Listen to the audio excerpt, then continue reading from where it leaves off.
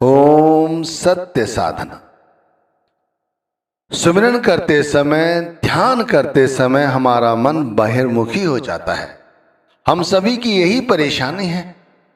हम सभी चाहते तो यही है कि नाम का सुमिरन, नाम का ध्यान, गुरु का ध्यान ज्यादा से ज्यादा करें, लेकिन मन बाधा बनकर सामने खड़ा है।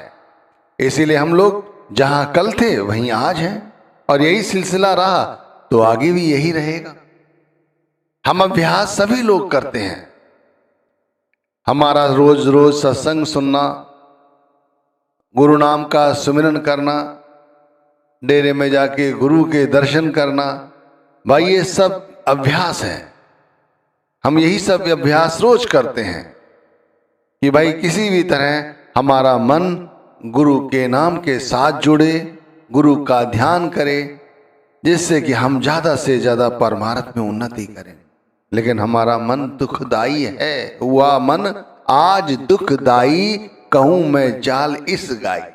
स्वामी जी महाराज कहते हैं कि मैं इसकी जो चाल है वो समझाने की कोशिश कर रहा हूं। समझो ये हमारे दुख का कारण क्यों है।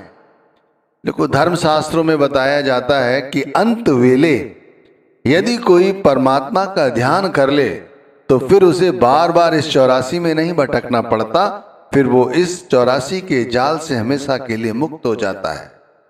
लेकिन क्या अंत समय परमात्मा का ध्यान कर ले तो, गुरु के शब्द को अंत समय जो जप ले, श्वासों श्वास जिस समय वो इस संसार से विदा ले रहा है उस समय उसका ख्याल गुरु के स्वरूप के साथ जुड़ा रहे, तो फिर भाई उसे दोबारा इस मृत्यु लोक में आने और जाने का जो सिलसिला है वो सदा के लिए खत्म हो जाता है। लेकिन इसके लिए क्या करना होगा? अंत समय गुरु नाम का जाप कर ले तो, ध्यान कर ले तो। लेकिन भाई जब हम दिन में, हफ्तों में, महीनों में गुरु का नाम नहीं जपते, ध्यान नहीं करते, तो अंत वेले संभव है? संभव है कि हमें गुरु के ध्यान आए उस समय जब हम इस दुनिया से विदा ले रहे हैं, उस समय हमें गुरु का नाम हम जप सकेंगे? नहीं जप सकेंगे, और नहीं जपते हैं। इसीलिए ख्वारी होती है भाई, बार बार जन्म लेना पड़ता है, बार बार मरना पड़ता है। जन्म और मृत्यु तो बात की बात है। मैं कहता हूं सुबह से लेके शाम तक जो गुरु का नाम जपते हैं, गुरु का ध्यान करते हैं, वो सुखी रहते हैं।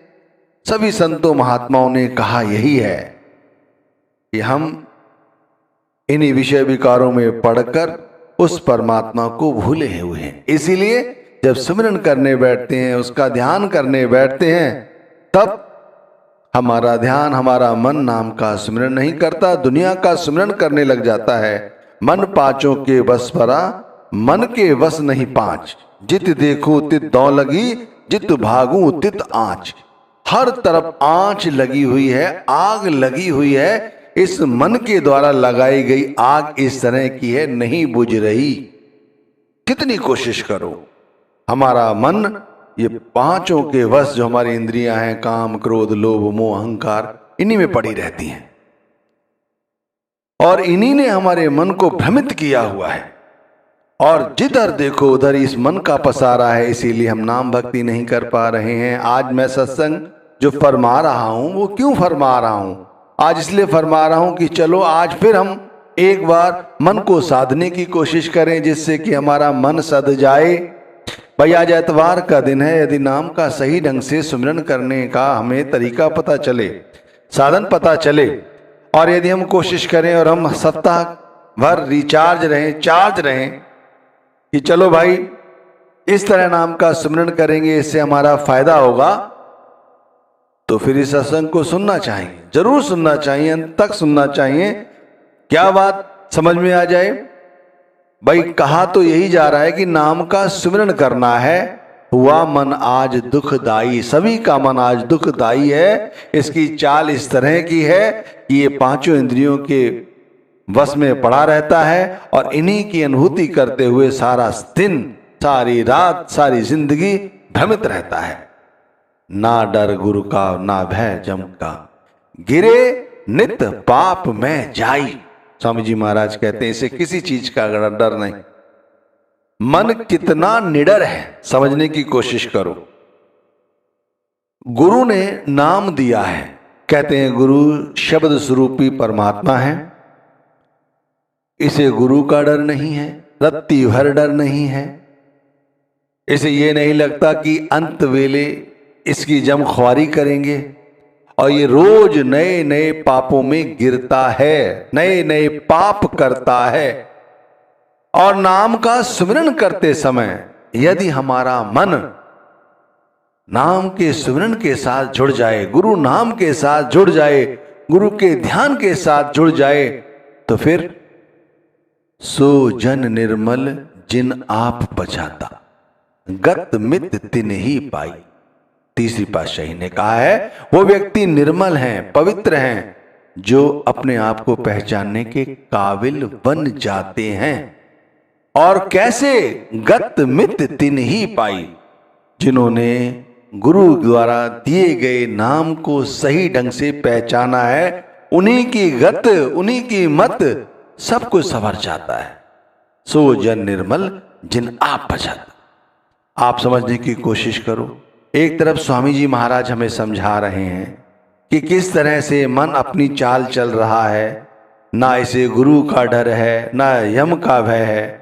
और दूसरी तरफ अमरदास गुरु महाराज जी हमें समझाते हैं कि इस तरह से हमें गत प्राप्त हो सकती है, हमारी मत इस तरह से सुधर सकती है, हम नाम का सुमिरन कर सकते हैं। तो नाम का जब भी सुमिरन करने बैठते हैं, नाम के साथ हमारा ख्याल नहीं जुड़ता, दुनिया की ओर भागता है। और मैं अभ्यास करता हूं कि बार बार अपने ख्याल को अंदर लाऊं, फिर नाम के साथ जोड़ूं, फिर मन बाहर की ओर चला जाता है, फिर मन को फिर अंदर की ओर गुरु के स्वरूप के साथ समेटूं, और समेट के फिर थोड़ी देर स्थान पे रखूं, फिर निकल जाता है नौ द्वारों में।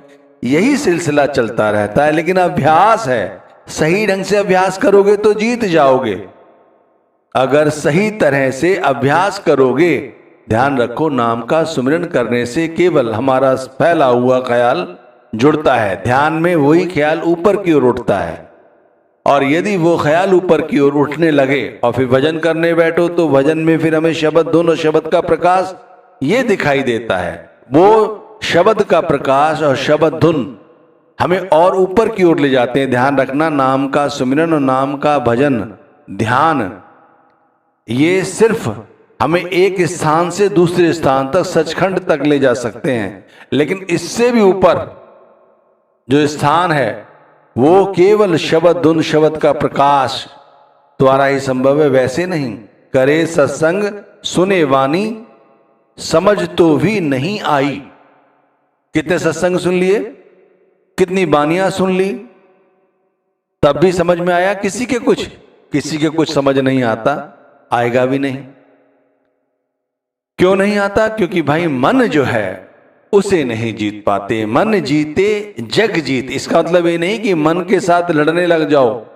देखो, लड़ाई से कभी कोई किसी का फायदा नहीं हुआ है। मन को समझाओ, बार बार समझाओ मन को। जैसे समझाओगे उसके समझ में आएगा, उसे समझ में आएगा। समझाने का तरीका आना चाहिए कि भाई इसे उस तरह समझाओ जैसी वो बोली समझे।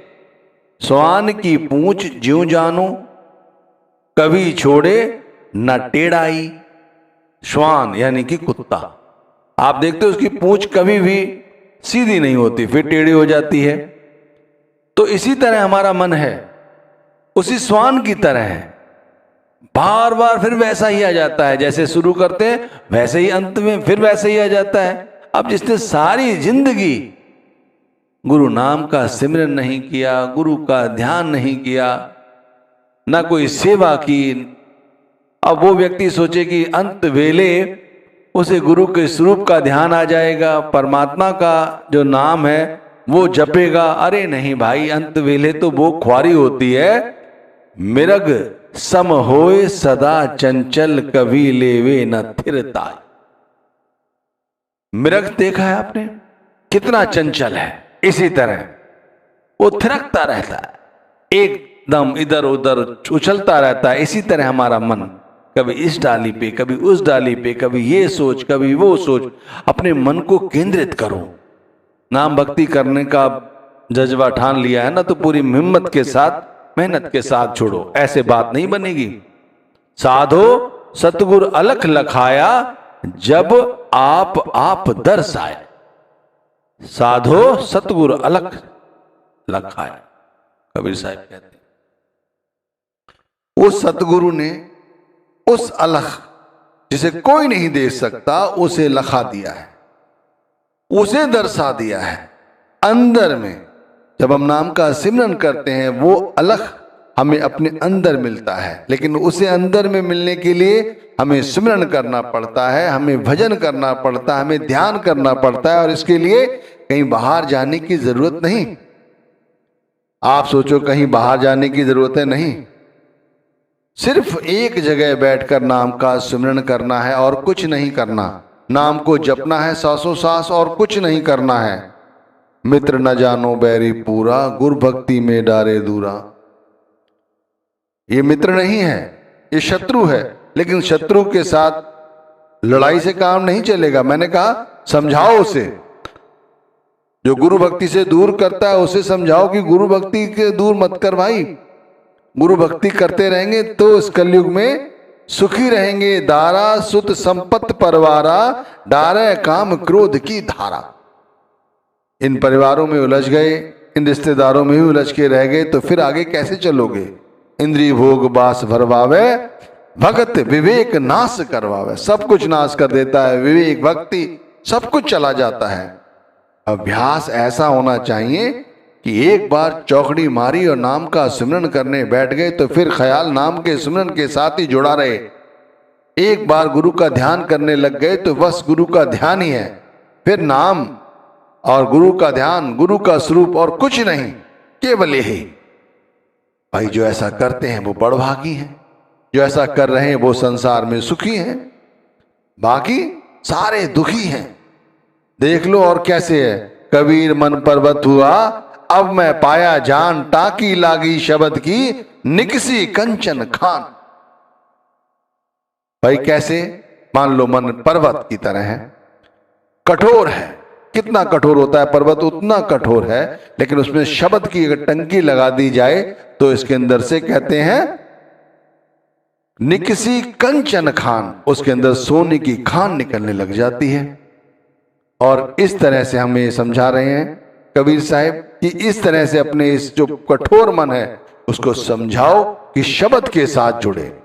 शब्द बिना सारा जग अंधा, काटे कौन मोह का फंदा। शब्द बिना यह मन नहीं जागे, करो चाहे कोई अनक विधान। चाहे कितने भी अनेक विधान करके देख लो, ये बिना शब्द के मन नहीं जागेगा, ना मानेगा। तो जगाओ इसे, जैसे चाहे उसे जगाओ। शब्द खोज मन वश करे, सहज जोग यही। एक ये सहज जोग है, शब्द की खोज करके मन को वश में कर। यही एक सच्ची खोज है, मालिक से जुड़ने का सहज मार्ग है, और कोई दूसरा तीसरा मार्ग नहीं है। तो भाई जैसे समझाया गया है कि मैं रोज सुमिरन करने बैठता हूं और मेरा जो मन है वो संसार की शक्लों और पदार्थों के पीछे दौड़ता है, सभी का दौड़ता है। तो हम सभी को चाहिए कि अपने ख्याल को अंदर की ओर समेटें।